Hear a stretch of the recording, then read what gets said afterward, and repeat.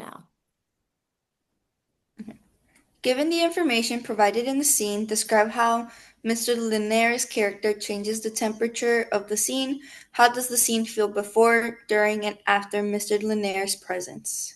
I said that when before Mr. Leonard enters, the atmosphere is very warm and like just hopeful. The family's very happy together. They're just like moving around, laughing, dancing, like celebrating. And then they're like very optimistic of what's to come. And then when Mr. Linder enters, it's very worrisome because then, like, someone whispers, there's a white man at the door. And then so everyone becomes very tense, awkward. They are very suspicious. And especially when he enters and says he's offering to buy them out, they're like hurt, like offended, and don't know what to do. And then after when he leaves, Um, they're just like silent, kind of like reflecting on what happened, frustrated, and yeah. Yeah, I agree. In like the beginning, you can see they're like it's like a very warm, joyful environment, but you can also tell like they're very hopeful and like where they are now and like they're playing around, they're being joking, they're dancing, laughing. Like it just feels very bright. Like it's a very bright environment. But then Mr. Lanier comes around and then it just becomes like tense, awkward. Like you can tell he doesn't come with good intentions. So it's like everything feels very hostile, and then when he offers to buy them out, because he's like, no one, not really anybody wants you here, you can tell that the family takes that to heart a little bit because they didn't want to be surrounded by that type of environment. And after he leaves, you can tell like their emotions are like very upset, like they're stunned, silent, they're feel disappointed, and like nobody knows what to say. It's like one of those moments where everything goes silent and you're just like confused. You're just like, what Hmm. just happened? Did that happen?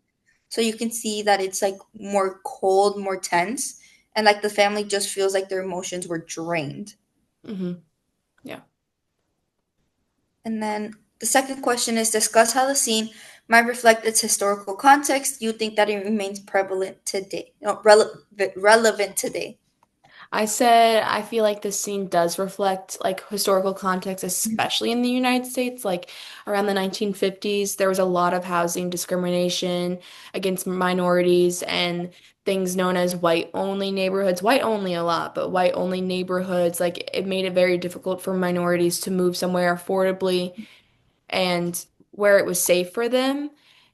Mhm. And it was just very difficult, especially when people would be suspicious, like, or like realtors and things like that would be suspicious, especially at that time.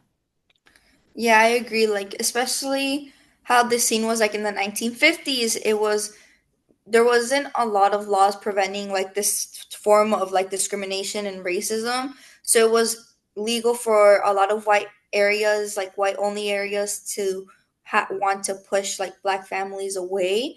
And people saying like, "Oh, we're gonna buy you out" was very common back then. Hmm. So I think it's very prevalent to like the historical context of the time period that it's in, because during this time it was very hard for black families to live in white neighborhoods because they were very against it.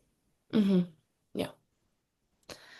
I could ask the last question. Is the scene still relevant today? I think that the scene is still slightly relevant today.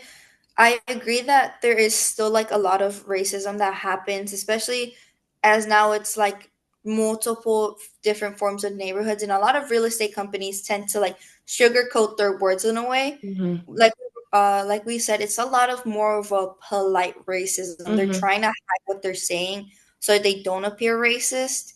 But there's like a lot of microaggressions that a lot of these neighborhoods have, where it's like, oh, we just want to stay safe, or we have some concerns about the property value, or we are just, the neighborhood's just a little bit worried about this. And like they're trying not to make it about someone's race, but they're trying to make it like, oh, we're just trying to keep the entire Hmm. neighborhood safe, and creating this different ideals that came from like having residents that are from a minority. Yeah, definitely right now, I will agree there's a lot of microaggressions, but in a polite manner that they try to pass off. And it's more to do with like safety. We want to protect our neighborhood.